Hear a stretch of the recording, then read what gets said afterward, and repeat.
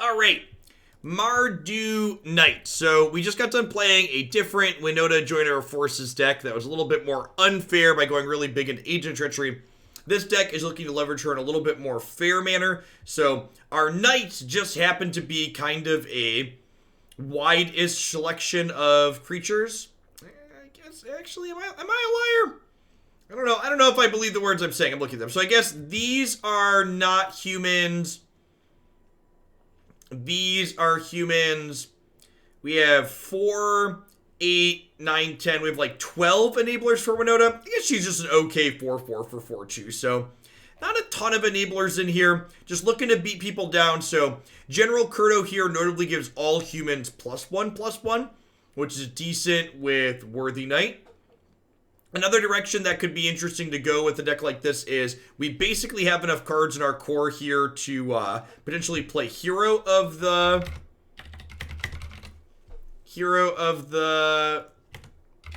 Where is it? Hero of the Precinct 1? Although it's not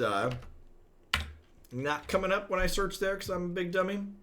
No, the Hero Precinct. Oh, Hero Precinct 1. Yeah, this one also makes humans.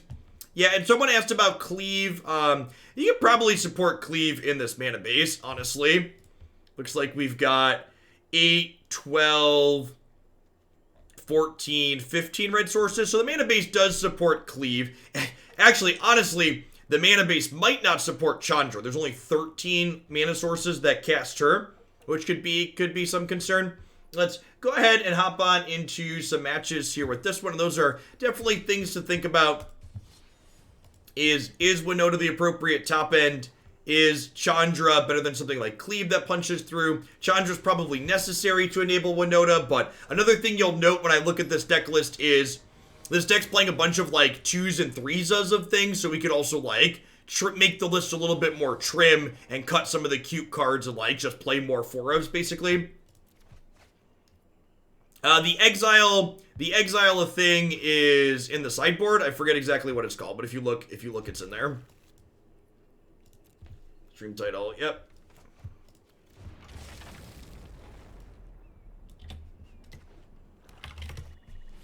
Dire Tactics, yeah, that's the one. It's like we're playing against Luris here. Reasonable aggressive start for us here. We're going to get to go Worthy Knight into Veteran into Ebon Legion and go pretty wide. Worthy Knight pumping out some tokens pretty quickly for us, so we'll be able to mostly ignore Priest, which is nice.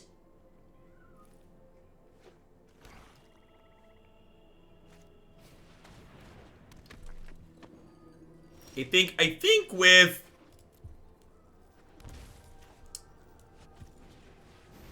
with Worthy Knight in play, I just get to go ahead and ignore this Priest for the time being. Like, normally this is a pretty high kill priority, but I'm going to wait a turn to do it and just add a bunch of pressure to the board here. It's really sweet that these Worthy Knight tokens, they're not Knights, so they don't get bumped by this, but they do get buffed by the General. We'll probably play a match or two and see how things feel, and then probably cut a bunch of the 2s and 3s. Or maybe a 4-of and like round out a whole bunch of things that are already in the deck, 2 4-ofs. Just like play max copies of all the good cards.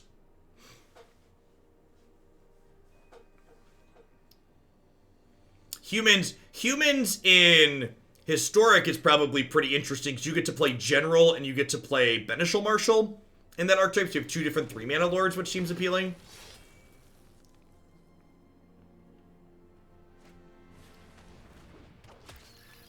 Yeah, Cleave would be a really sweet draw. And like worth noting that like Winota, we only have one thing that triggers Winota on this board.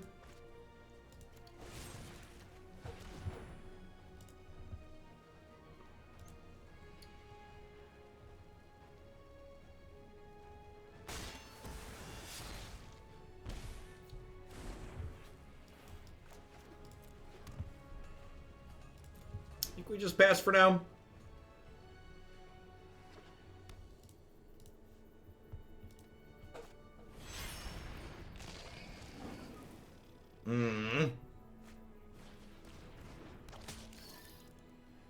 Yeah, I guess this is the downside to this. They killed their thing, and this is why the Luris out of the sideboard, or out of the companion slot here from the opponent's archetype is just so powerful, because normally previously you just needed like one good removal spell to take out the priest, and now it adds a level of redundancy that's very good.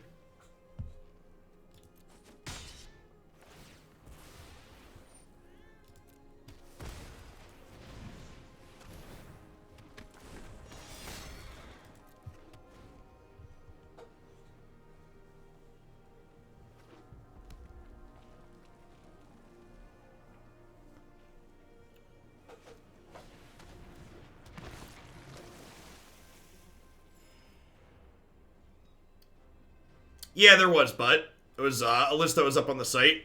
Might still be up there. I don't remember exactly.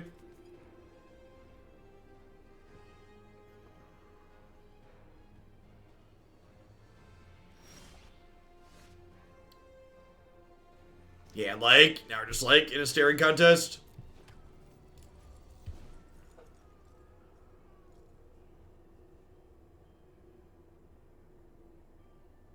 Luris has been effective in this list for me. That's interesting. You just like playing your main deck.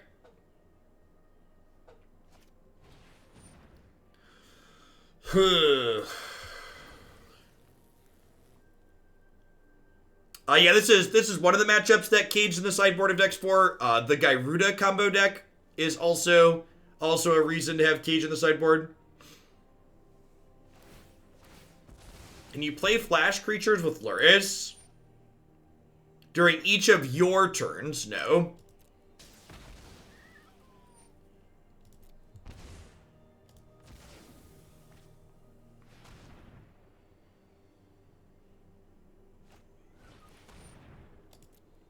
Gross. Our window's closing very quickly here. Opponent's archetype really showing some of its power. All of the various creature decks that we've tried to play against this Luris aristocrat style deck have felt really hopeless. The Gyruda combo deck felt really good against their archetype. The Fires decks have felt good against their archetype, but these kind of fair creature decks, just like the board gets gummed up like this, you don't have enough removal to kill their priest. Yeah. So, we have Hushbringer, we have Shock, we have Dire Tactics, we have Grafdigger's Cage. Am I banning Gyruda for the open? Why would I ban Gyruda for the open? Stop it. Get some help.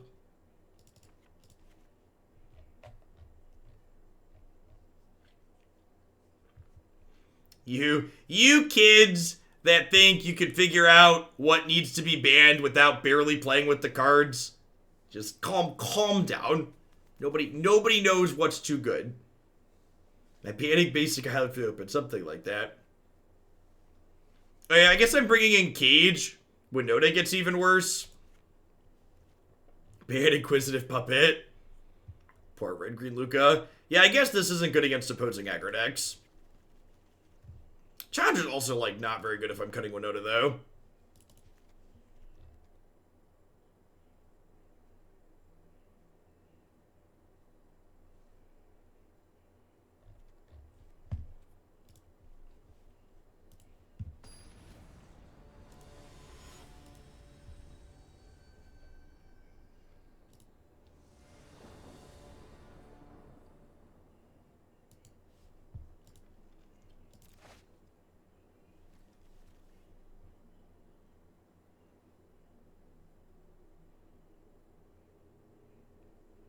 Alright, let's find out if this Cage is good.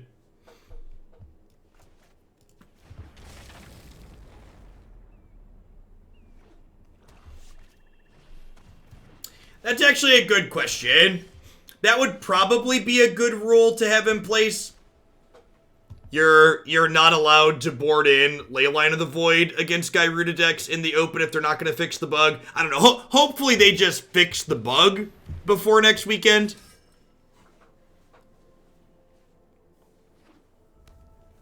So again, for reference, for people that aren't familiar with what we're talking about, the Gyruda combo, the way it works, it's not supposed to get impacted by Leyline of the Void, and currently on both Magic Online and Magic Arena, it gets stopped by Leyline of the Void, and that's incorrect according to the rules of Magic and the way the card is templated.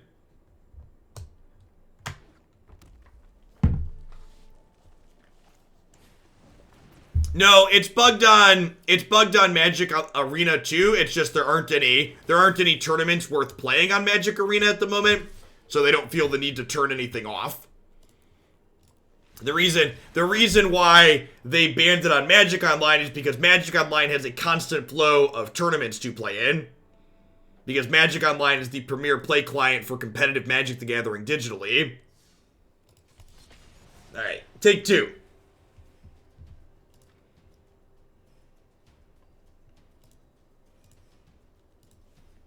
For those not familiar, on any given weekend, there's half a dozen different tournaments you can play for meaningful prizes on Magic the Gathering Online. The client's ugly, and it barely works, but as far as tournament support goes, it's got far more than Magic Arena. Moto does not have a spectator mode. Nothing regarding Magic the Gathering Online is built with coverage in mind.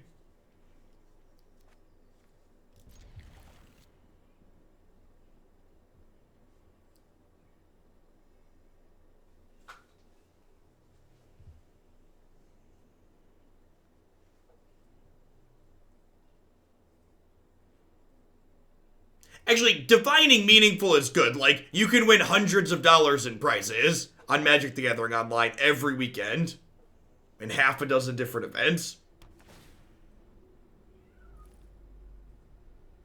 You can actually spectate friendly matches, but I don't think you can see the hands. Okay, so it's still got more than Arena, though, right? What's the deck of the day so far?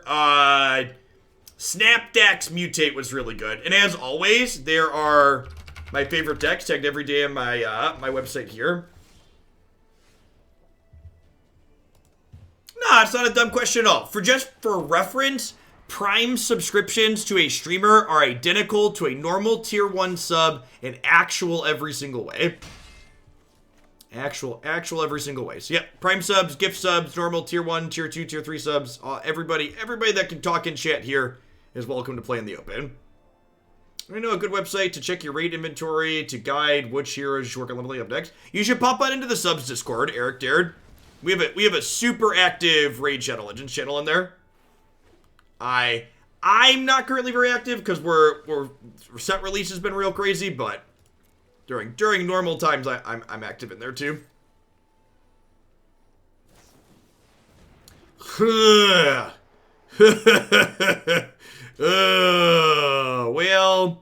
Well, poop. Guess we should have played around that and played that.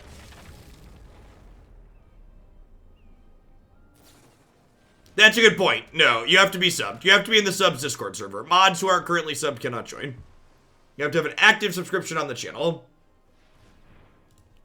There is a guide with pictures on my website to get into the Discord channel. You can always find a link to the upcoming open by typing !next open in chat. We'll hopefully have the open for May scheduled by next Saturday, so people will be able to mark their calendars for that if they want to play or watch it.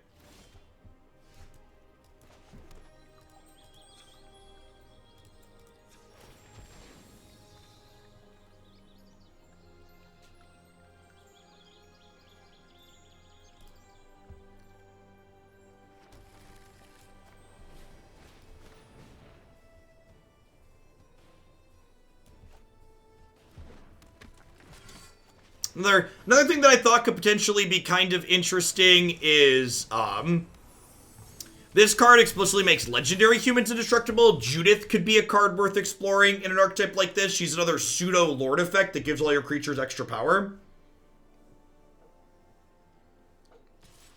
Our goal for the time being, Karate Dumb, is going to be one open per month. This first month was both because we wanted to test things and because the set release happened. And I want to make sure whenever we do a standard open, it's within a week and a half of set release, 2 weeks or so. Hey, thanks for the generous tier 2 resub D20 Bandit. I appreciate that. Welcome back. Yeah, Judith seems like she's potentially very good. Oh gosh, this isn't even a knight? Gross. I don't know how into the knight synergy I am. Yeah, I'm interested to see after when we're gonna play, you know, 3, 4, 5 matches with this, depending on how long they take, but I'm interested to see how this compares to the Hero of the Precinct 1 decks.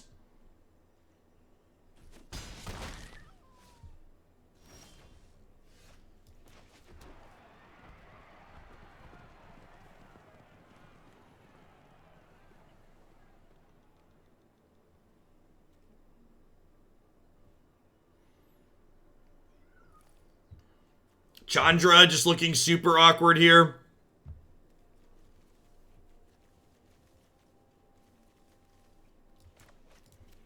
Guess I'm gonna do this.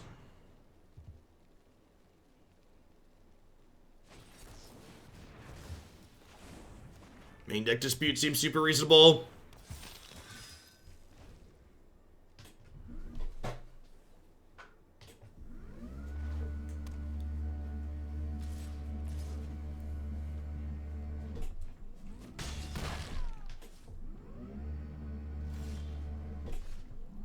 This stupid desk chat.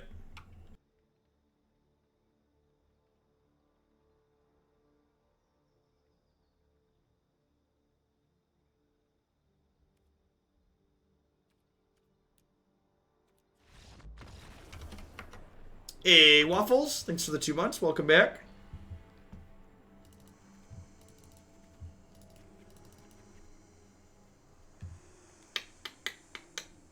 I think that's just it. I'm cutting my expensive cards for some cheap removal. The protection card seems good here. Combat Trick also seems okay. Yeah, I don't know that these Winotas and Chandras are gonna make it to another match here. I think those are gonna be the cut to like play a bunch of 4-ofs in our deck like an adult. Adult deck building, chat. Your aggro deck should be mostly 4-ofs.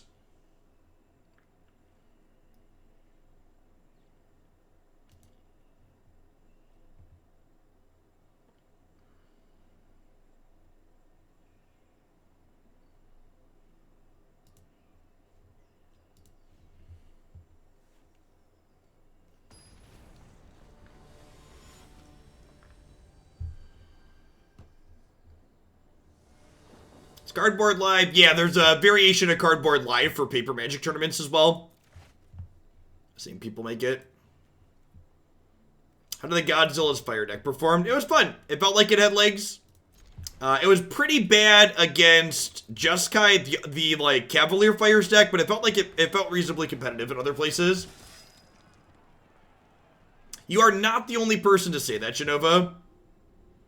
A lot of people commenting that their startup time has been real bad, but I'd assume that's because the servers are struggling. For reference, Stream Decker's still there. Deck Master was the old one. And as someone who's used both, like, they're pretty functionally identical.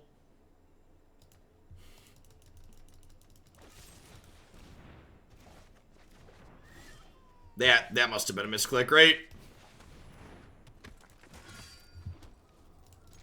We traded off Deckmaster missing the new cards for Cardboard Live having the wrong things in the battlefield sometimes. So, little bit of give and take there.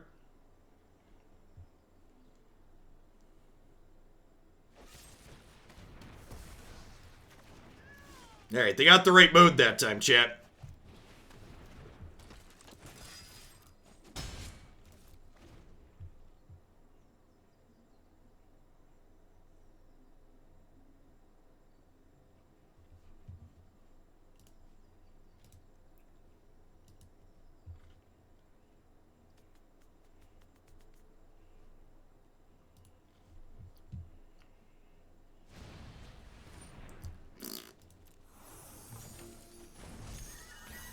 There's some way to see all deck lists via Stream Decker, right? Yeah.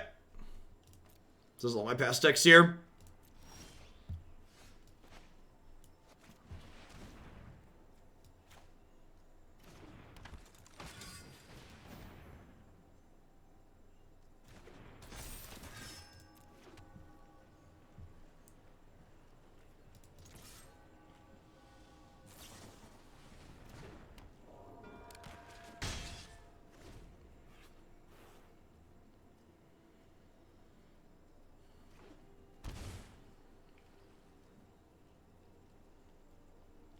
you have an idea how close folks are to Shillionaire mark? I believe Beansy was somewhere in the 600,000 point range. We should be getting our first Shillionaire sometime in like the October to December range.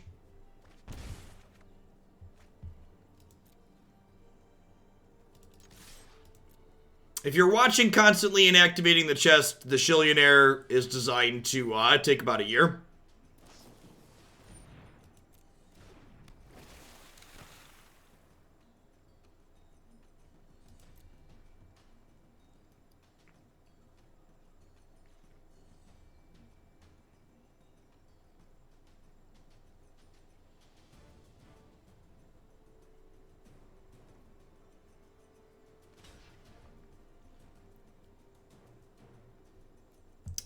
I think I'm okay with this.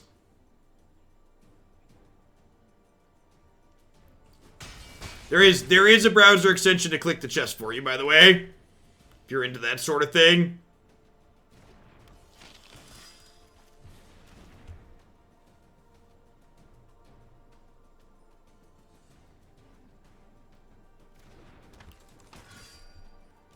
The sub-tier influence how many points you get? It does not. So subs in general get a bonus, but it's the same bonus regardless of what kind of sub you are. Unless you're a sub sandwich. If you're a sub sandwich, I'd probably give you a little extra because subs are delicious.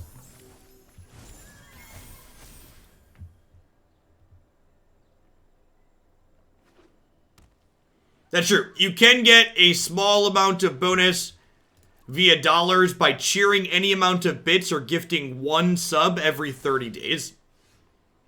So every 30 days you can gift a sub or cheer at least 50 bits and get a small amount of bonus shillings. You can't do that on demand and just buy them, but you can get a bonus every 30 days doing that.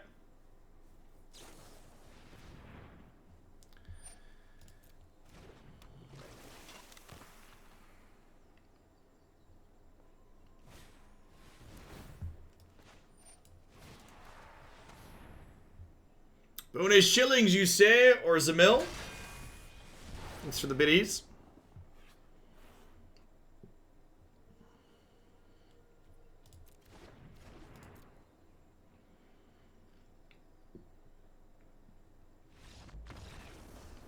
Isn't Shillionaire just a deck submission? Whoa, whoa, whoa. Shillionaire is not just a deck submission. Shillionaire is a lifestyle.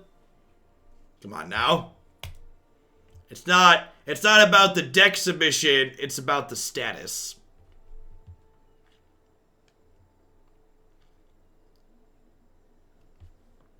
Also, the first person to Shillionaire gets to pick the color for everybody else in the Discord role.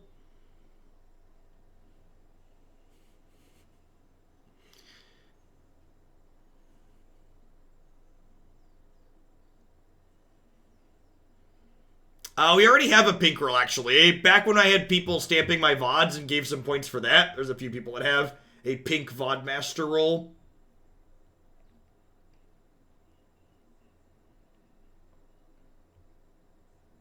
It's gonna be... I'm looking forward to filling out the open winners spot. We got just Napster in there. All by themselves in the status. We're gonna fill those out slow and steady over the course of the next few months. Got our current champions. Emote in chat as well. That sounds great. Any hand with the 1-drop's good against the flash deck.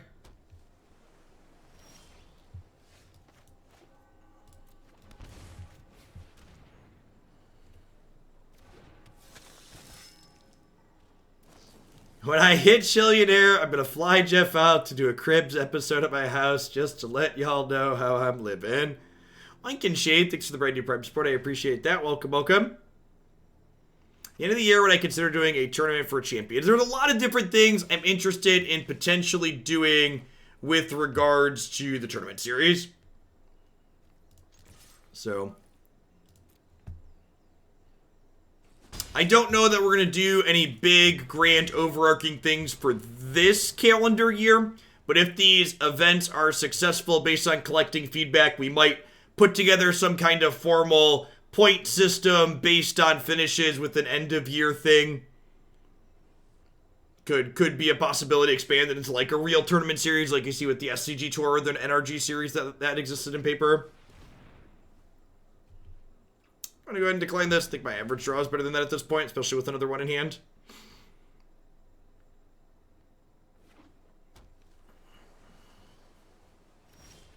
Yeah, what's the eventual goal is to make the tournament series large enough that we qualify for Pro Tour invites. That'll be the goal.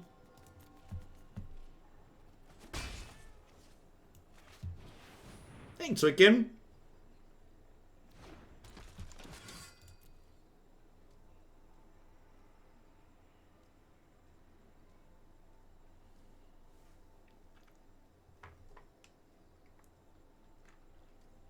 That's too much pressure. Yeah, speaking of, since we have prizes from from Cool Stuff Inc. for the next open, for people that didn't see, Cool Stuff Inc. put up $500 in store credit for it. I'm not sure how I want to handle coverage. Thanks for the 13 months, Fernash. I think there's a possibility that we should maybe consider streaming on a short delay for tournament integrity purposes. I don't know.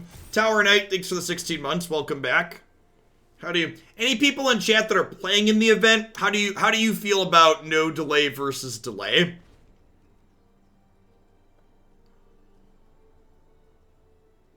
Is it? I might host a formal vote in the Discord server.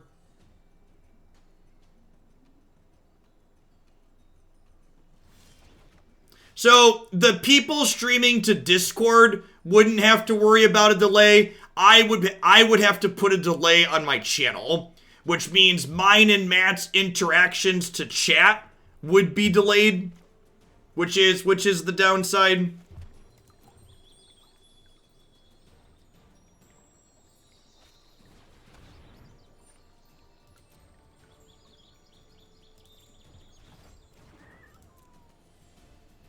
Thanks, Mikers. I appreciate that for the 14 months. Welcome back. It's something to think about, especially if our goal is to eventually scale up what we're doing.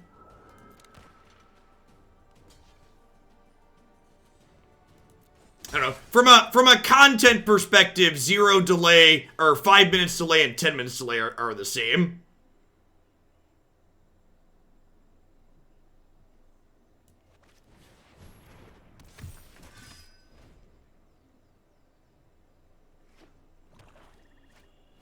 Can't I delay it in such a way that I see what chat sees?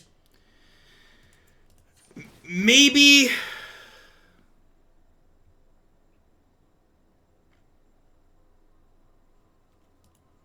I don't know if that's strictly the case, Charles. Well, the Discord's super easy. Like, other people can't join the channels where people broadcast their stuff to in Discord. Like, if you look, all of the feature match channels in Discord, you have to be manually assigned to. You can't just join them.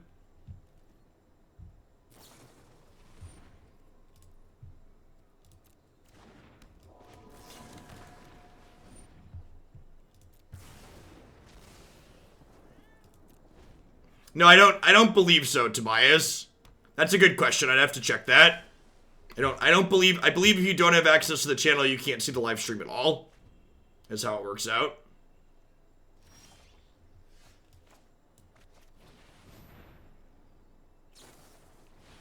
That'd be fairly easy to check, though. Well then.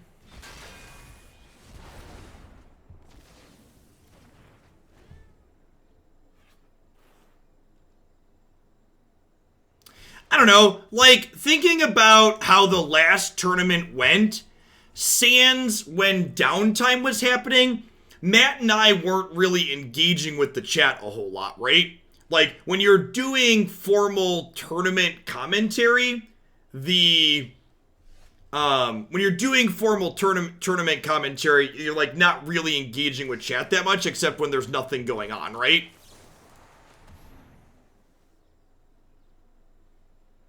Feels like we're dead here.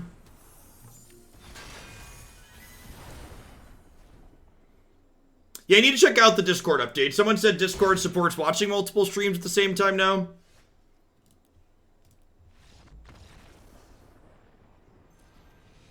There's not, probs.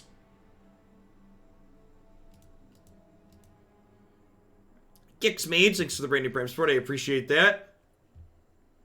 You thought we interacted with chat a lot more than we expected. Yeah, and part of it too is like we were having technical issues. Like when there were issues, we were talking more with chat than when there were not. No, we've not made any changes yet. This is cute. I just want to let's just for starters, let's play a bunch of forums. Step one, let's play forums. Let's decide which cards are good. Is this also not a knight? This is also not a knight. It's just a human. That's so weird. I don't know that this deck makes sense to be a knight's deck. Like, I guess we have like a small knight sub-theme, I suppose. And I guess that's mostly details, right? Yeah, it feels like there's a ton of like little like half synergies in here.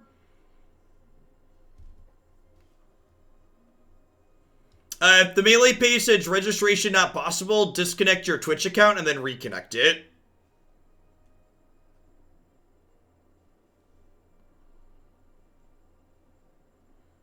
Fervent Champion and Venerable Knight are both human knights. I mean, we can just play more 1-drops.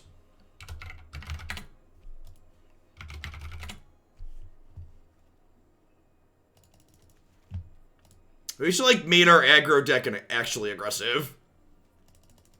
It's like played a bunch of 1s.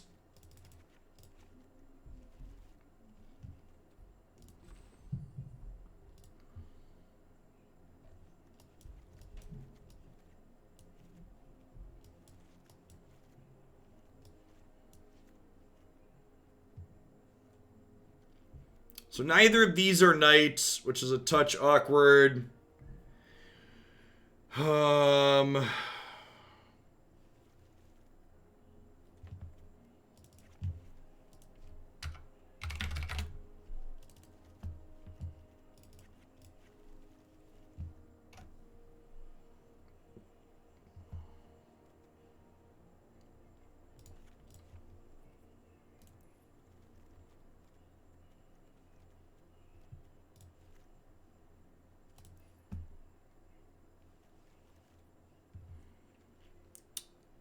It's like, looks like a thing, kinda.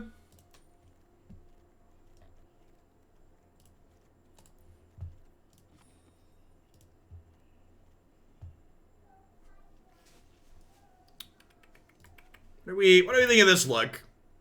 We have like an actual curve now. We have mostly 4-of cards. We have like these two that aren't 4-ofs to round things out. Let's try this. It's like an actual curve with a beatdown plan. Like we top, our curve toppers are these things here. Reconsider lands. Reconsider tapped lands with the 1s. How do you want me to reconsider? I need to be able to cast my spell still. Like we're trying to play a 3-color aggro deck. You're gonna have tapped lands. It's just how it works.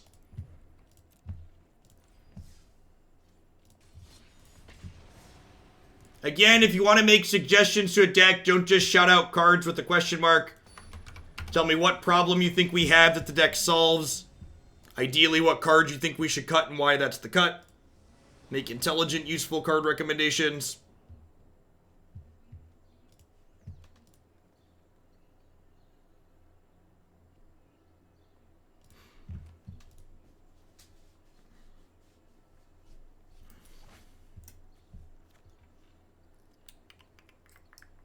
Alright, we're going to keep this. We're going to draw Black Source in our first 3 cards. It's going to be great.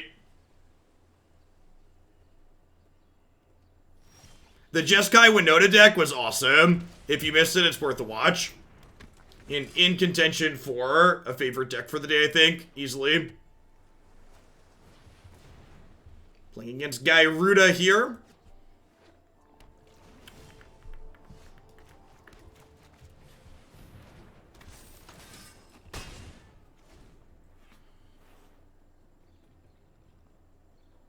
Like, 1-drop, Inspired Veteran, Other Lord on 3 seems real good. Real reasonable curve consistently. And again, like, here's the question, like, we have an okay curve this game, but, like, they're just gonna do their thing, and, like, are we gonna be able to keep up with their thing? Probably not.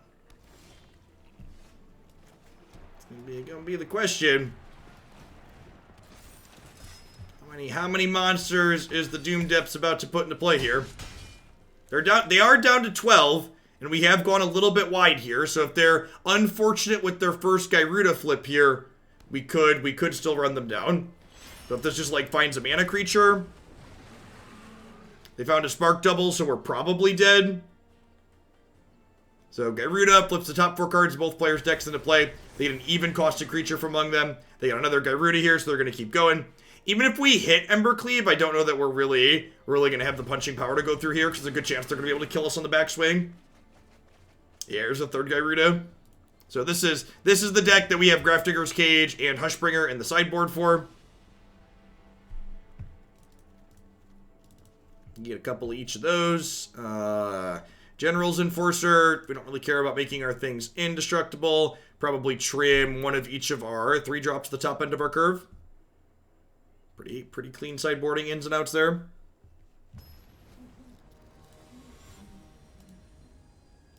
I don't think we have to strictly just draw our hate cards. I think if we had been on the play that game, we probably would have been able to just race them without a hate card.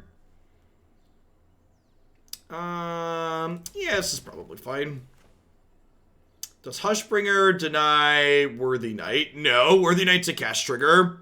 It does deny Venerable Knight's dice trigger, but that's not too big of a deal, I don't think.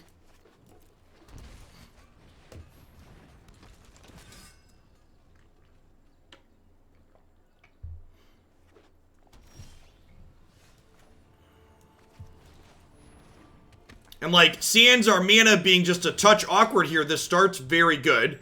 So if we would have had triple 1-drop, it would be better, obviously. But, like, 1-drop, 1-drop into Lord on 3 into Lord on 4 is very, very good. For people newer to Magic, the Magic jargon Lord refers to creatures like Judith and General, which give all of your creatures an extra attack. It pays homage to Lord of the Pearl Trident, I believe, which is a merfolk creature that gives all merfolk extra. Lord of Atlantis. Yeah, Lord of Atlantis is the OG one, you're right. So again, here, we drew a hate card, but I don't think we're actually even going to need a hate card to close this game out, right? Like, I just get to, like, curve General and just, like, smash them here. Like I said, I think on the draw, having a hate card is going to be pretty instrumental. But I think on the play, we can generally just run them down. Yeah.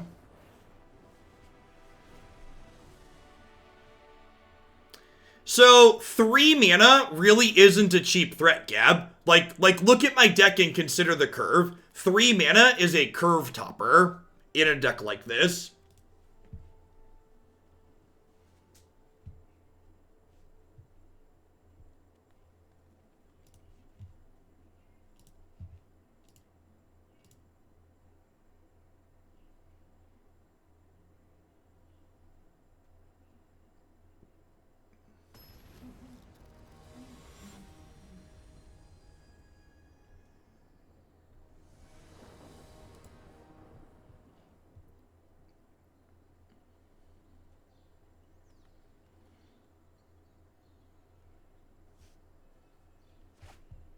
Landwalk. What a stain of a mechanic.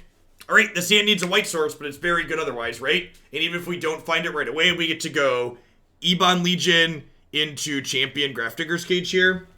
Very, very reasonable. And again, just like looking at our deck and like looking what our curves look like and how the hands are just playing out, you can kind of see the difference between the build we started with that was like mostly 2-drops and like curved up into these clunky 4s versus one that's a little bit lower to the ground, a little bit more focused in what it's trying to do.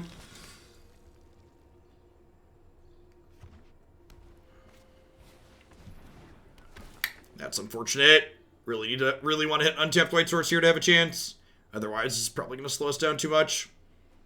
If we get to play this, though, and smack for 2. Yikes. And again, this is the very real downside to trying to play a 3-color aggressive deck. Back in my day, Lords gave bonuses to the opponent's creatures as well. It was real magic. Yep.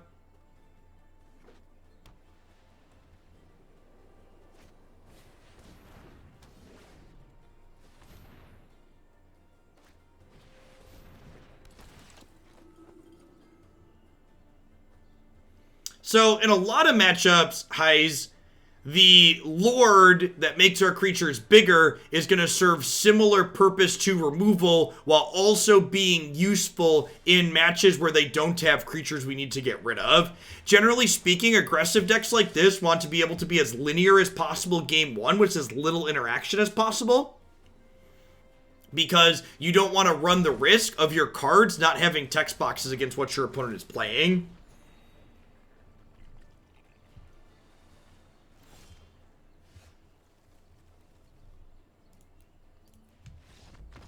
That's how Magic works sometimes.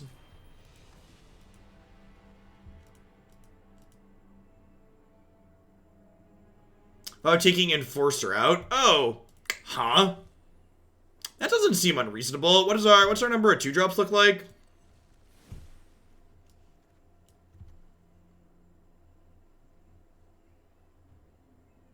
I'm kind of into that. I don't know. I kind of think, rather than this, would I rather have Shock? Like, it's a removal spell that's also Reach. I don't hate the idea of having, like, this card does not seem particularly stellar on average. What if we did that?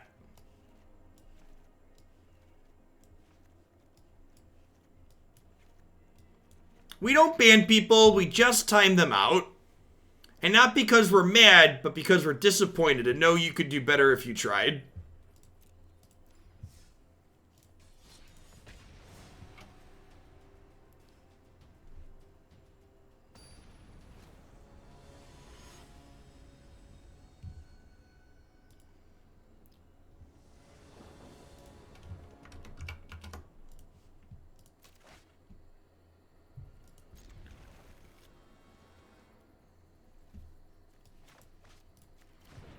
I think I lead on the tapped land here and choose to play the Fervent Champion post-Worthy Knight to get the token. It's the Gingerbread Man! Wow, this actually works out really well. Our curve's about to be insane here.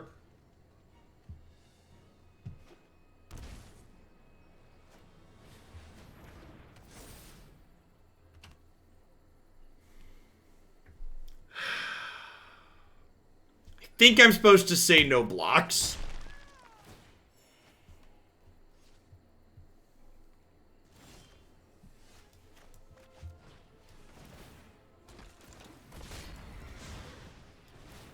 Wow, yeah, we just have double Lord here at the top end. Good clean living here. Drannith Magistrate for Cage, it's a human, and prevents Gyruda and Luris also. It's an interesting thought.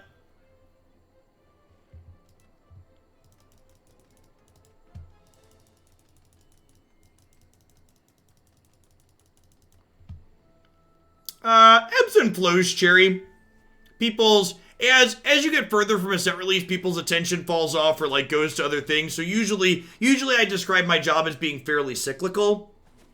So, like, we're definitely at a peak right now, and it'll, like, taper off over the course of, like, the next 3 months a little bit. And then it jumps back up around set release. Like, if I recall correctly, my average concurrent viewer count right before this set release was right about 1,000 viewers. So, we're up to about 2.5 times that on average about now.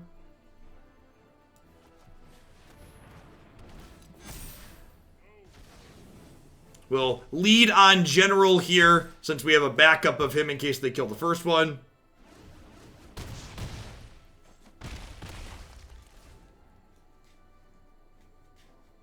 Lords and 1-mana creatures, chat. It's a busted combination. Tried and true Magic the Gathering combination. Can we kill them more slowly so we see what their deck does? I think I missed your message, but then it all popped up at the same time. Enforcer plus Taijik plus General gives a protection loop. They give better, more resiliency. Sure, I think your loop that you're talking about is fine. But again, one of the things I'd encourage you to do when thinking about how to add cards to your deck is you don't want to think about generically what the cards do. You want to think about problems you have and how those cards solve your problems. So like, I agree with you that Taijik plus General's Enforcer make your things hard to kill. But at the same time, like, what decks am I playing against where it's important that I make my things hard to kill, would be my question to you.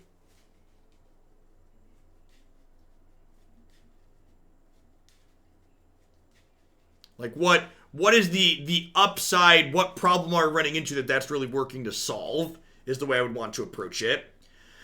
So they have Luris and these other things. I think Dire Tactics sounds good. Mono red, I mean, is that good against mono red? Your plan is to set up specific 2-drops and 3-drops against mono red, things that like die to burn spells and stuff like that. Like, that could be an okay plan against decks playing like Deafening Clarion if there's a lot of those out there. But again, things like that are specific to needing something very specific to line up against, it's really hard to know if they're going to be good or not until you get into the actual format and know what it's going to look like. I think I just want more removal spells here against another creature deck. I think on the draw, there's a chance I'm going to end up playing defense, so I'm going to trim these Embercleaves. Honestly, the way these games have gone so far, I'm not sure Embercleave's super necessary at the top end of the curve. Having 2 different Lords here has been really slick so far, when the mana works, that is. Would not be surprised if this deck we're playing ends up being a case where we lose more games to our mana than to anything else.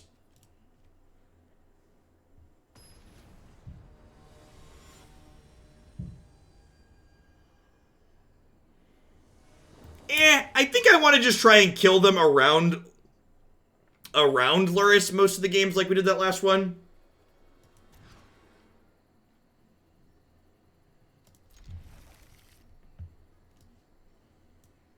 And yeah, just to give applause where applause is due, I agree. The explanation you gave there, Midnight Reaper, was very reasonable.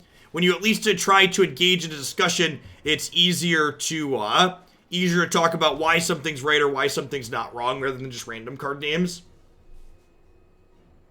I actually don't think Unbreakable Formation is very good against sweeper heavy decks. I think that's a very common misconception. And when you think about in actuality how your games play out against those sweeper heavy decks, you quickly realize that Unbreakable Formation is not good against them.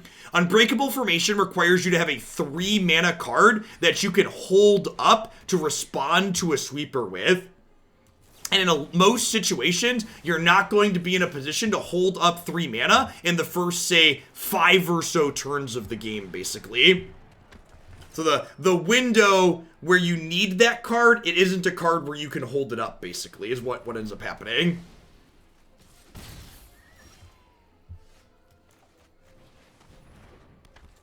And in my opinion, Unbreakable Formation is a card that really shines, in matchups that tend to build a board state where you're both just playing out a bunch of creatures.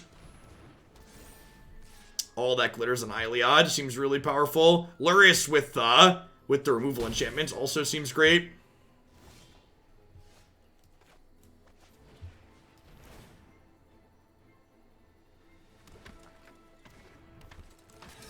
Yeah, if you're holding up 3 mana on turn 4, you probably haven't played enough stuff out to be worth protecting. And if you're playing enough stuff out to be worth protecting, you don't have mana to hold up.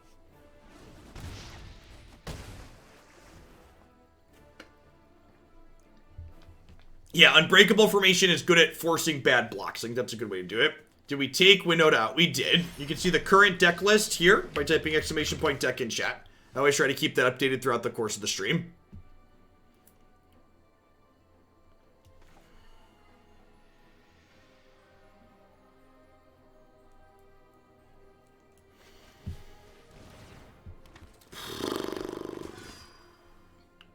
Things are not looking good for our hero, chat.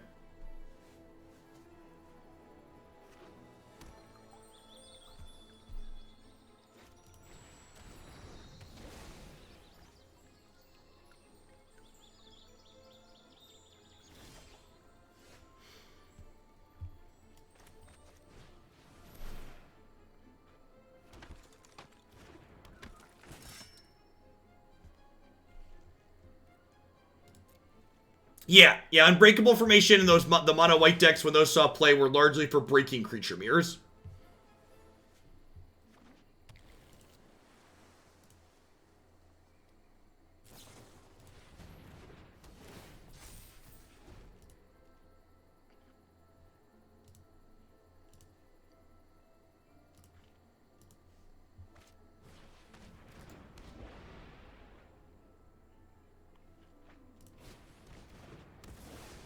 What is that, deadweight? That's adorable.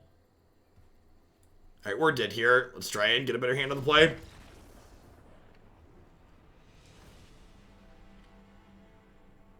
Our giant monster lifelinks.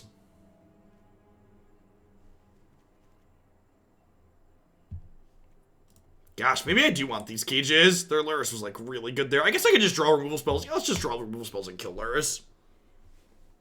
That'll be a better play. And around the play, let's just run them down.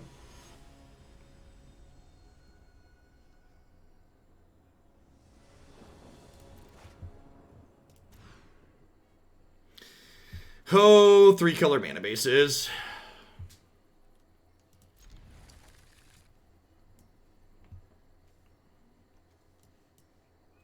Okay. I'm excited to never draw another spell and die since I was conservative and kept my 3 lands.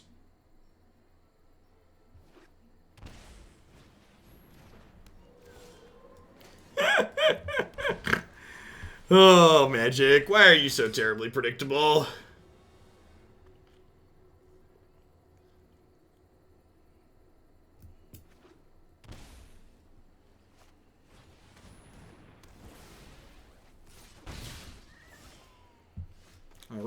Alright. Things are looking up. Yeah!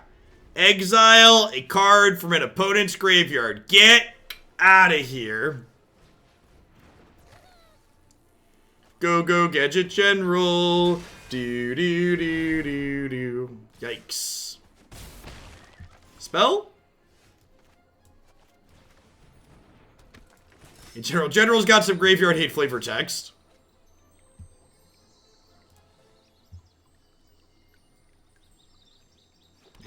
Magic Arena. Been playing this deck for almost an hour. How can you tell? Magic Arena's starting to choke. Chug. The worst part about streaming on Windows now is that I can't even give Arena the benefit of the doubt anymore. I used to, like, in the back of my mind, sometimes think, like, well, maybe it's really not this bad. Maybe the lag is because I'm streaming on I'm playing on an unsupported platform. Maybe it's not actually this laggy.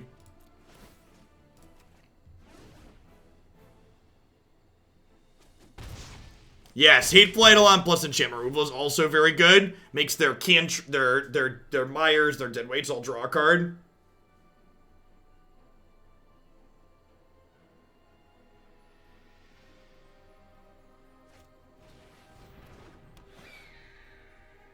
Yeah, Chance for Lord's okay. It's very similar to Embercleave. We've played that in variations in the past.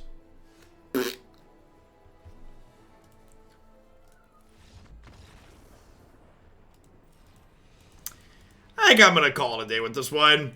Three color aggro is just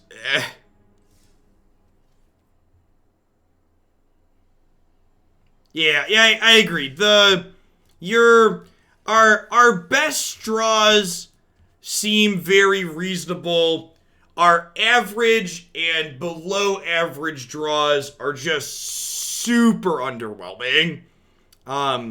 I think if, like, you could guarantee me I'd play 3 untapped lands and have all 3 colors every game, I would be like, okay, this spell base seems reasonable. But without that guarantee, I feel like what we have going on here probably isn't consistent enough or powerful enough compared to the other things going on in this format. Like, when we were on the play and went, like, 1-drop Inspiring Veteran, General, or Judith, we, like, got to run people down and it felt very reasonable, but that's definitely, like, the upper end of what this deck is able to do and pretty far from the mean, I think. Yeah, I think, with the inclusion of Unclaimed Territory, which is not in my editor because we're currently playing. And in Historic, there might be something to humans with Unclaimed Territory. Could be very reasonable. Another idea, yeah, I've seen some people kick that around. Maybe you could play Luris with Knights, but like, to play Luris, you give up these powerful 3-drops and your mana still kinda sucks. Something that might be interesting in Historic is, no, Luris is any permanent, right? You can have any permanent. Each permanent. I was gonna say you could play this with History of Banality, but that's not true. You can only have instants and sorceries that cost more. Yeah, I don't know. This archetype is one of those ones that's like, felt like it was on the cusp, but the mana just always kicks it down. Alright, we got a really sweet one up next, and I think we're gonna add one more after it since Knights was short. So we're gonna play another Yorion variation, but this is gonna be Yorion featuring 80-card Enigmatic Incarnation. So I'm gonna go ahead and do a quick ad roll while I get my client restarted while it's chugging, and a couple other things. When we get back, we are going to kick the tires on this disaster of a pile, and we're going to talk about through some of the things that are going on in it before we do. Thanks for hanging out today, folks. Don't go anywhere.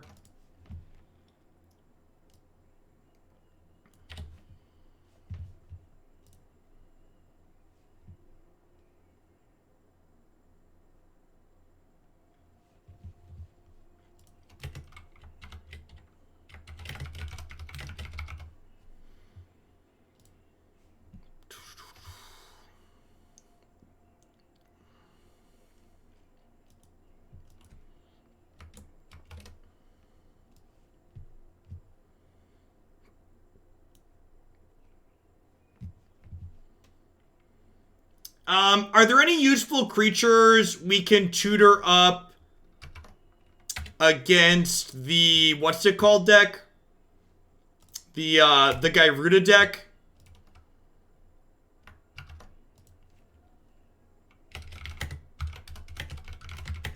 Nope. Hushbringer doesn't work because we don't have any 1-mana enchantments.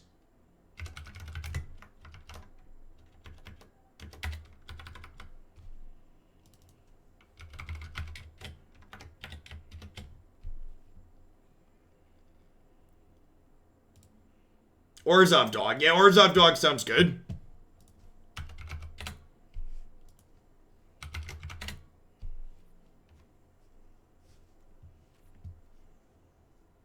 This one. I probably just want him in the main, huh?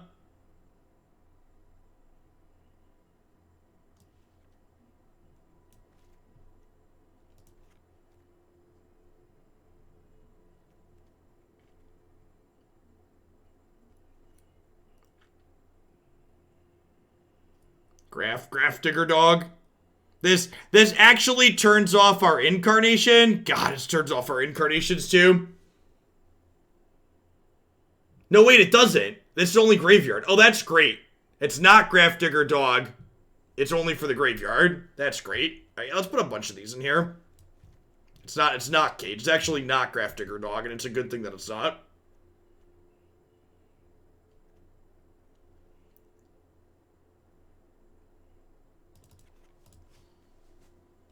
Yeah, put 4 of them in. Let's just do that. The guy Rooted deck's been running around.